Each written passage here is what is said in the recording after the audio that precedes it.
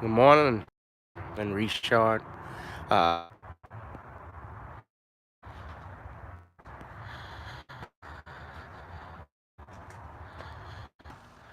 all right, let me just come inside because I guess there's some problems and difficulties with me being outside with the Wi-Fi. I don't know, connection is bad out here in the east. So, hope everybody's doing great. Uh, I wanted to talk about this. You saw from the title on our topic is about the presumption of innocence being gone. And as an attorney, I'm sworn to uphold the Constitution and in our laws and our jurisprudence. I've talked about this before that uh, all suspects, anyone accused of a crime, is presumed innocent until proven guilty beyond a reasonable doubt when they are tried by a jury of their peers in a fair and impartial proceeding. That is the general rule in America, and that has been the standard in jurisprudence for over the last 150 years or so. Uh, Maybe a little shorter than that because this court case, and I'm not thinking of it right now, it was a Supreme Court case that in the United States that established the presumption of innocence and how the state bears the burden of proof against the defendants. Now, Chris Brown, and this is how I tie to Chris Brown, Michael Jackson, and others black celebrities, and celebrities in general, but in particular, I mean, it's affecting everyone, but black celebrities we know are going to get, especially the males, are the ones that are going to get it the most because uh, we're seen more as a threat, especially when you're making more money than your peers. You become a target.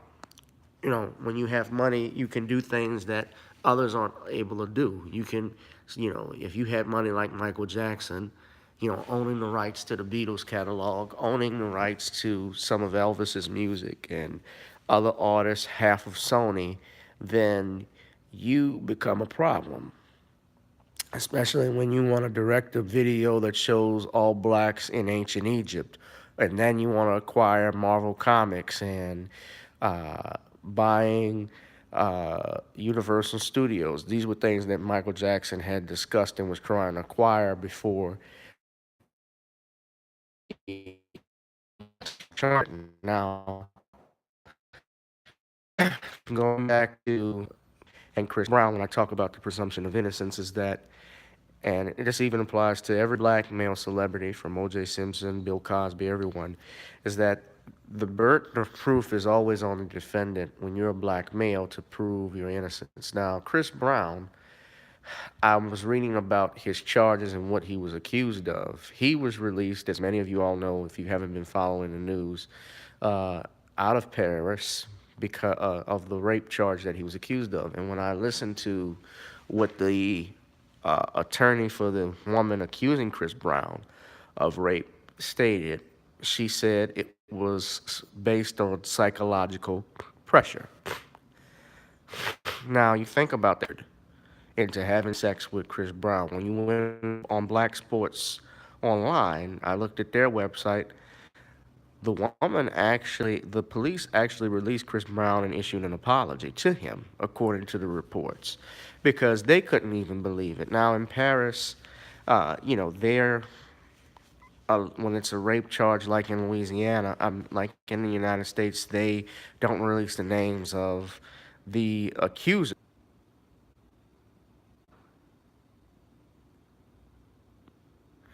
Yeah, after she gets raped by Chris Brown, supposedly, she doesn't run out screaming. She doesn't run to uh, downstairs in the lobby to call police. She goes next door, and the security guard has sex with her again, and says he raped her, because it was Chris Brown and his just two security guards that were arrested. Now, you think about that for a minute, and Chris Brown also has his girlfriend with him in Paris. Now, when you're a celebrity like a Chris Brown, like a Bill Cosby, like a Eddie Murphy, name them, somebody that's hot right now. If you got money, girls will throw themselves at you, and you don't have to force. I'm not saying it doesn't happen, but good and damn well, any NBA or NFL athlete will tell you how the women will just throw themselves on you. You can just have sex just like that. You don't even have to try, because when you have money, when you have talent, you have fame, women are attracted to that.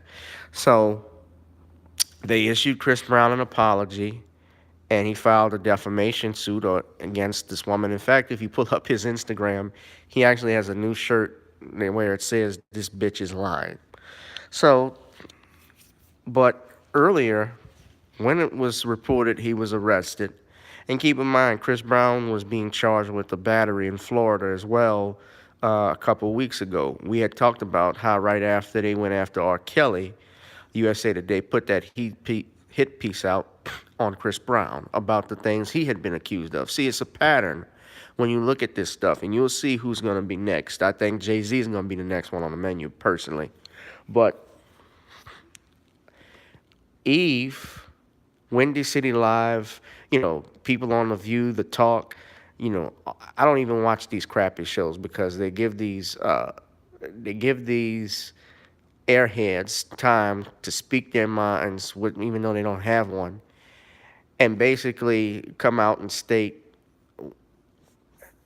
on their platform that someone is guilty without even looking at the evidence. How dare we, as a country, accuse someone without proof when we don't know all of the facts? You see, it's very important now to be patient and listen to what comes out, because when a story develops, when someone's arrested, being arrested does not mean you're guilty. There are times when I've seen people get arrested all the time on charges. I see it in the courtroom, but why is the case dismissed? Because there are legal precedents, there are legal procedures that all have to be followed. And on top of that, evidence has to be gathered to connect every element of the accused crime. And if you don't have that, then guess what? I have to find you not guilty. I can't charge you. It's the same thing with O.J. Simpson. There was no murder weapon. There was evidence that was planted. He had no bruises on him, on his body. Yeah, there was the cut on the finger, but that was verified by the Chicago police coming from a champagne glass. All of that was in there. But when you look at media, when you deal with the media, they try to push an agenda because they want you to believe and indoctrinate, and they want you to believe a certain aspect of the story because it increases ratings. When you have the O.J. Simpson case, you had basically a Othello story. A black man falling in love with a white woman, kills this white woman and her lover, and it sells. You had race, you had sex, you had drugs, you had a courtroom drama. It was all a media frenzy. It was, the only thing I agree with Chris Darden was it was a circus, but it wasn't being because of OJ. It was because of people like Nancy Grace and Geraldo Rivera, who were and others on CNN, NBC, ABC, you name it, that were pushing it. Remember, they actually did a parole hearing on O.J. Simpson and televised it. Something I've never seen and heard of, a parole hearing being televised across the country. So think about that.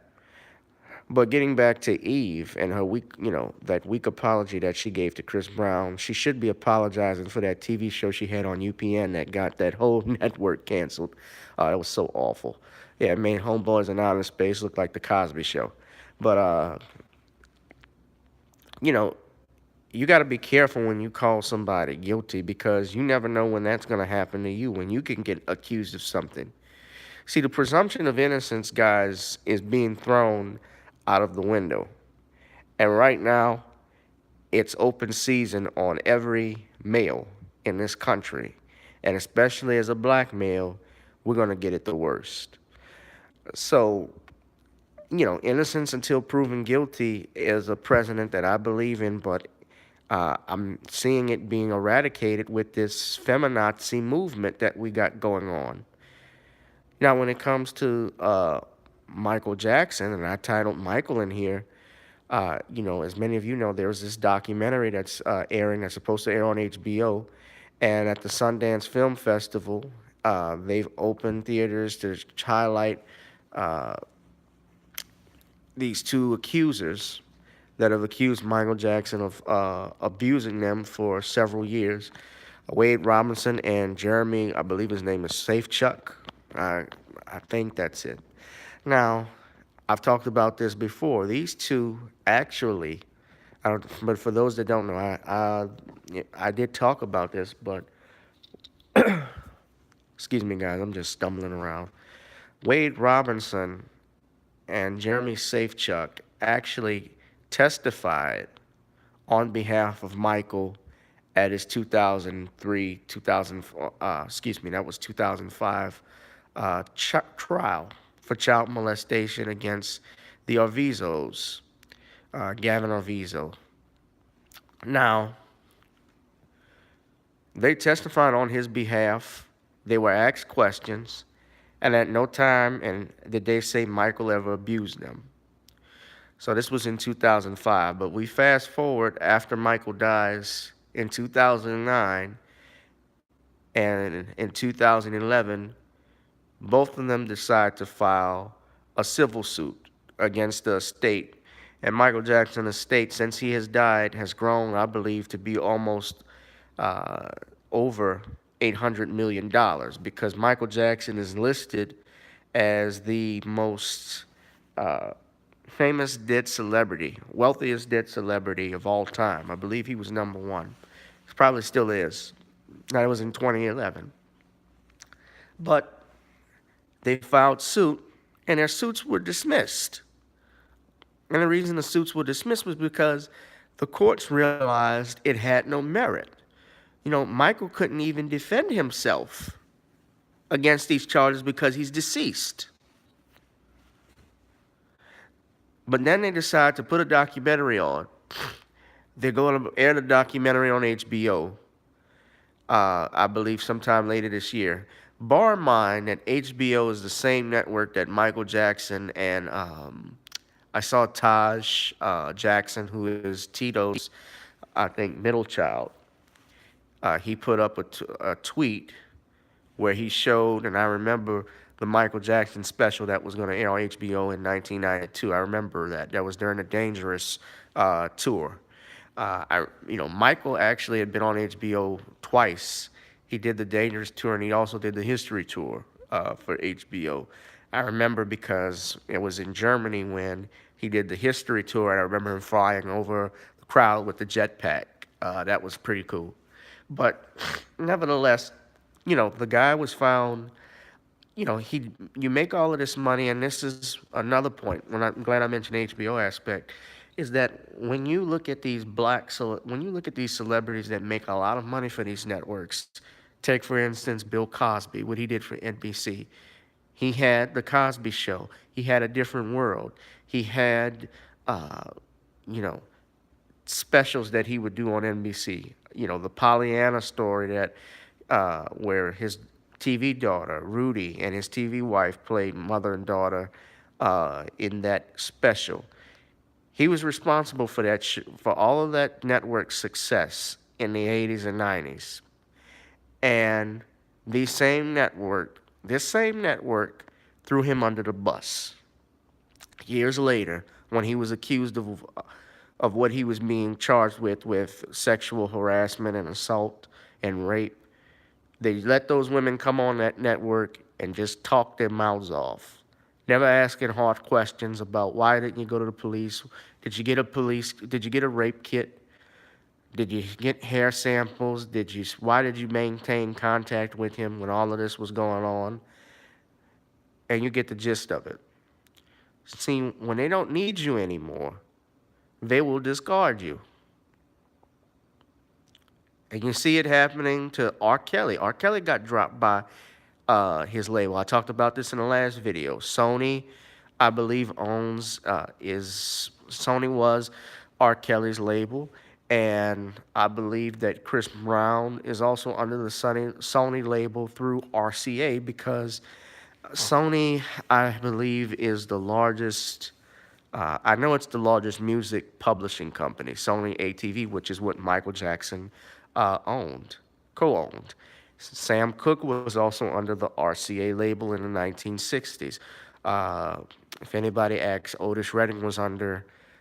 Interesting about Otis Redding, he was under the Stax label, but Stax, when he died, Stax did not have the rights to Otis Redding's music catalog.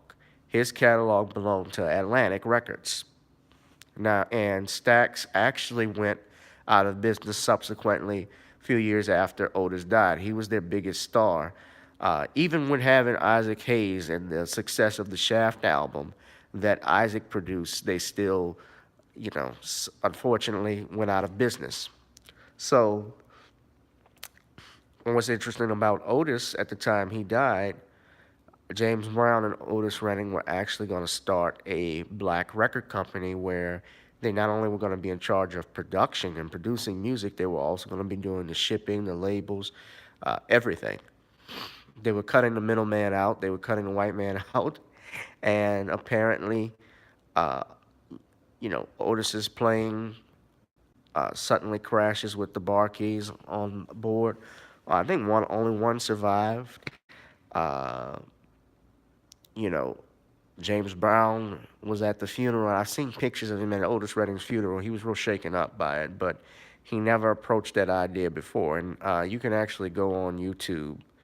His son confirmed that aspect of the story, although he said Otis was beat up by the mob. Uh, his son Daryl talked about it. You can go search it. Look up James Brown's son talks about his father's death. And even James Brown's death was suspect. So there's just a lot of sneaky shit going on in the world and in this country now. And people, I think a lot of people are starting to wake up, but we need more and more people to really get a grasp and really understand the consequences of what's going on here with the social media movements, how they're setting us back to the days of lynching. They're also sending us back to the Salem witch trials, where you're presumed guilty until proven guilty. Uh, it's becoming more and more crazy, guys. The things that I'm seeing, you know, uh, Michael can't defend himself. Chris Brown was presumed guilty, and now that it's come out that the girl obviously was lying, Eve gave that weak ass apology. The networks like Windy City Live in Chicago, they had to apologize for it. Although, from listening to Brother Harvey's network on his YouTube channel, Your World, they said the white man was the only one that apologized for it. The black woman that's on there, who's real, I guess, uppity, she didn't say anything. I don't really watch stuff like that, but you've seen them talk about black men all the time on these networks. And this goes back to something that I've discussed in countless videos. We need more independent black media. We need a talk show. We need to have a network, somewhere where we can converse, where we can tell the news from our perspective. You think, honestly, that all news is different? NBC, ABC, CBS, no matter what network you watch, they're all reading from a script. They try to get you indoctrinated and not only indoctrinated, but they want you to view things from their standards and their viewpoints. Why can't we have that?